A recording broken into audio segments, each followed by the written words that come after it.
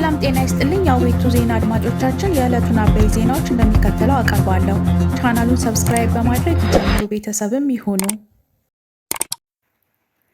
የእስራኤል ጠቅላይ ሚኒስትር ቤንያሚን ኔታንያሁ ኢራን አስቀድማ ጥቃት የምትፈጽም ከሆነ አገራቸው የምትሰጠው የአጸፋ ምላሽ ከዚህ ቀድሞ ከነበረው በበለጠ እጅግ ኃይለኛ እንደሚሆን አስጠነቀቁ።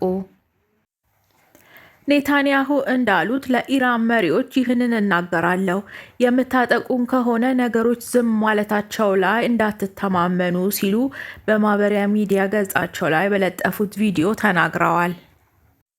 ከዚህ ቀደም ኢራን ጥቃት ስትፈጽም የተወሰደው አጸፋ ቀድሞውንም ኃይለኛ የነበረ ቢሆንም በቀጣይ የሚኖረው የእስራኤል ምላሽ ግን ተመሳሳይ እንደማይሆን ገልጸዋል።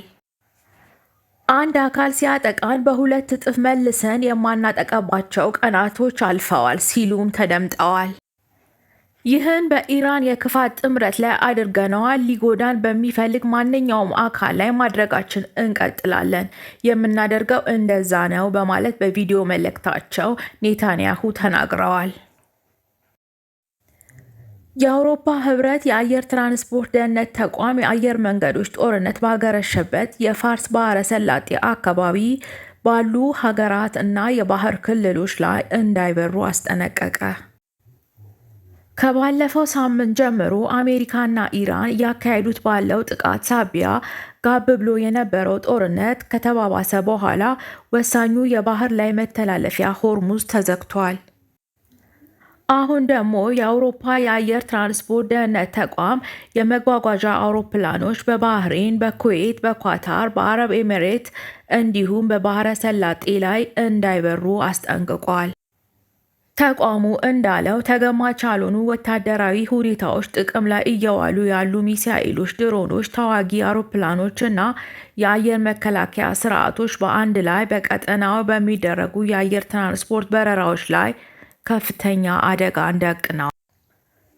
ተቋሙ ለአየር መንገዶች የሰጠው ማስጠንቀቂያ ለ2 ሳምንታት የሚቆይ በመሆኑ እና በፋርስ ባህረ ሰላጤን አካባቢ ያለውን ሁኔታ በቅርበት እንደሚከታተል ገልጿል። አሜሪካ በወታደራዊ ኢላማዎች ላይ ተጨማሪ ድብደባዎችን ስትፈጽም ኢራን በቀጠናው የሚገኙ ተጨማሪ የንግድ መስመሮችን እንደምትዘጋ አስጠነቀቀች። የኢራን አብዮታዊ ዘብ አሜሪካ ጸባጫሪነቷን እስክታቆም ድረስ የሆርሙዝ ወሽመጥ ዝግ ሆኖ እንደሚቆይ ተናግሯል።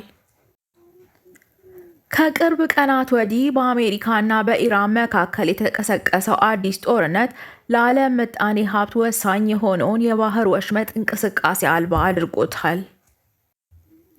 ይህ ጥቃት ወሳኝ የነዳጅ መተላለፊያ በሆነው የሆርሙዝ ወሽመጥ ላይ መርከቦች መንቀሳቀስ ባለመቻላቸው የነዳጅ ዋጋ ዳግም እንዲጨምር አድርጓል።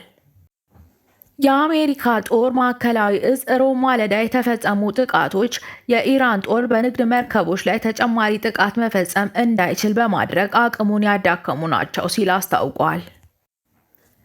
የሴንቲኮም ባለስልጣናት አክለውም ለ90 ደቂቃ ያህል የኢራን የባህር ዳርቻ መከላከያዎች እና ክሩዝ ሚሳኤል ማከማቻ ላይ ድብደባ ተፈጽመዋል ብለዋል።